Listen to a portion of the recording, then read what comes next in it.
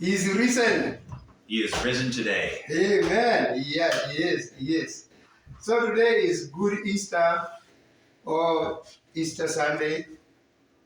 We also have Good Friday. We should have Good Easter too, or Good Sunday. So today is special day for all Christians in the world. Why? Because Jesus is alive today. And it has been believed he won't be alive. So, on Sunday, last Sunday, we were talking about Jesus going to Jerusalem, riding on a donkey. And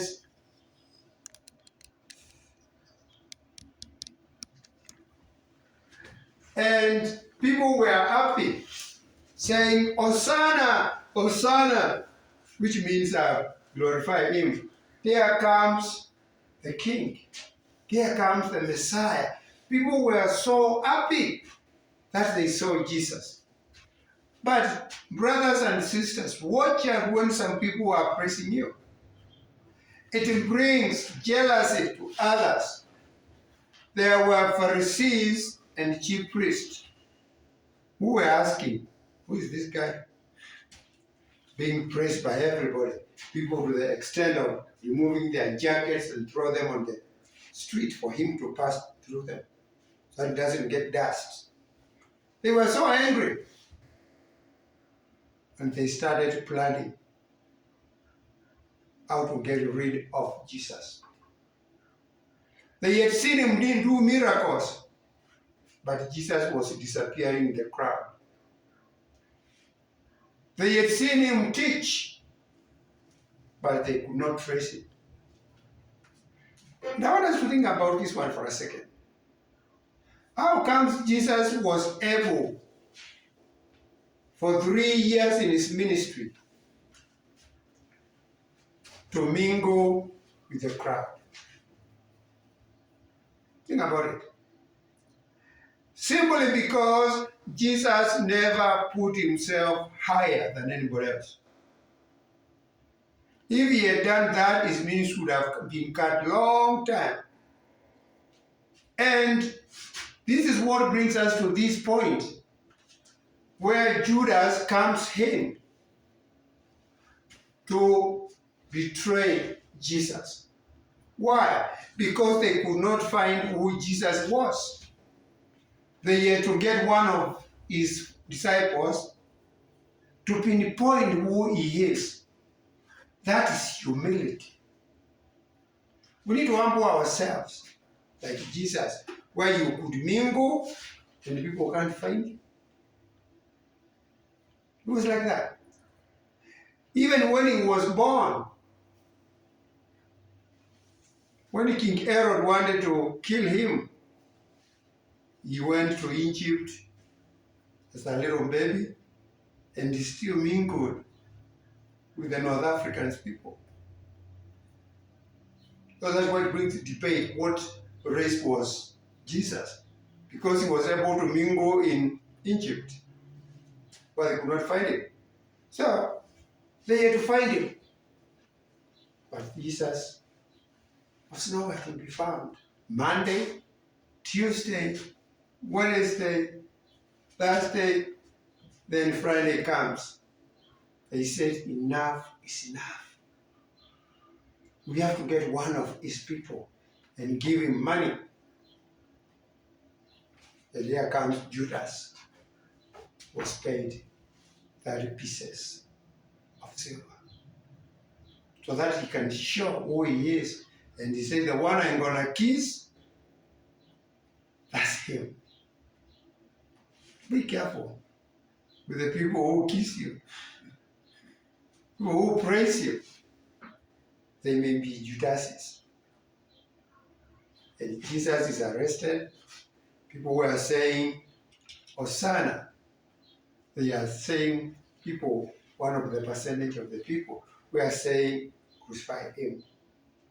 So don't be so excited when you see people praising you. Because next day, They're going to say, crucify him. And you wonder, what happened? What happened? And if you see some videos or movies of Jesus, they are movies, of course, but you see 99% saying, crucify him. Crucify him. All his disciples and Mary and the other Marys. So we Christians, we should learn. Or human beings. People can betray you. Be prepared for that. Because it's bound to come if it hasn't. And it won't come from people you have never interacted with. No. People, strangers, they don't know. It will come from the ones you have. So here's Jesus crucified Friday. And he says, at one point when he was on the cross, my God, why have you forsaken me? Do you don't get to that point sometimes you feel forsaken by God? Where you lose a loved one, you are sick, terminal disease. One of your family members is an addict. Financial problems. You try this one, doesn't work. And where is God? Sicknesses. Depression. You wonder why God hasn't forsaken you. God is still in control. And he wants to accomplish a mission through what you are going through. Had Jesus not been crucified, we won't be standing here today. But that had to come to pass. Saturday, silence. And everybody who was against Jesus was saying, he's dead. There was no event on Saturday. And come Sunday. Mary Magdalene, Mary's mother. It depends on what gospel you read. John gives different, Matthew gives different, but they are the same. They went to the tomb. And I want you to think about these women. Remember, after they put him to the tomb, remember he had said before, I will die and third day I'll come to life. They had put big stone at the entrance of the tomb and put some guards there to guard it, so that they make sure he's dead. There are people who think it's over with you. They have put their own big rock at the gate of your life to say, it's done. We got him fired. We got him that. We got her this. We made sure they will never get together. It's over.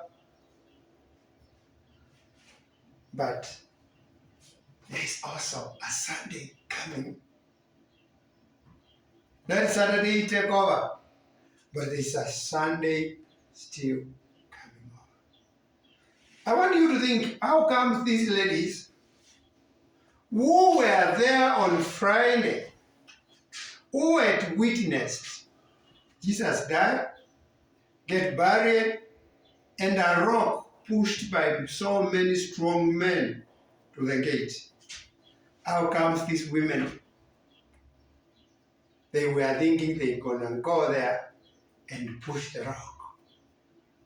And they saw how big that rock that covered the entrance to the grave, how big it is of the tomb. But they had faith. They just went. They were not scared. They just went. Why can't we be like those women? To conquer anything we know we can't. All we need is to have faith and know it can be done. I shared a story one time. I was a substitute teacher, and I was given a responsibility to cover for special ed teachers who had quit. And me, I don't have any special ed background whatsoever. And I went and saw those 25 kids. They had their own class before they could be let to go and mingle with their classes. And whatever simple task I gave them, they were saying, it is too hard. Even to spell a word, it is too hard. I don't know how to spell that word. Simple math, it is too hard. And I saw these kids, I found these kids, they are just lacking something. They are lacking someone to tell them, you can do it. And I start by telling them, stop saying it's too hard. Or stop saying I can't do it. Start saying it can be done. We started there. It can be done by somebody else. As they started believing it can be done, they started changing their attitude that it can be done. Then we went to the next level. After a couple of weeks, start saying, I can do it. And they started believing that way. This time they are able to do the task now. I can do it, Benson. I can do it, Mr. Benson. Then after that, I said, I want you to say, I did it. And they did. And that class of special ed teachers was high school. Special ed students, they improved their scores. That even the special ed director from the district came to meet me to see whether I have special ed background so that they can hire me full time. I said, I don't know nothing. So I said, what have you done? I just gave them the power. I just empowered them. And they changed their mindset. And when I started doing adult education, to give people their equivalents for what we call here in America GED, equivalent of high school diploma, they started passing so good. And up to date, some people don't know what we were doing.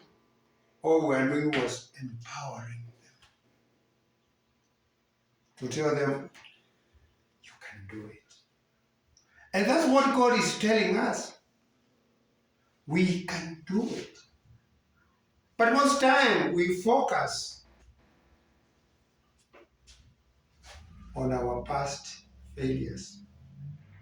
So our title of the message or the topic is, don't focus on your past failures. Focus on your destiny. Most times we focus on where we failed. These kids had put in their minds they are not like other kids, students, until I taught them you are even better than them in many areas. And we focus on where we have failed. And we lose track of what God wants us to do in our lives. We quit when God is just starting phase 2 of our lives. And that's why we are seeing Jesus.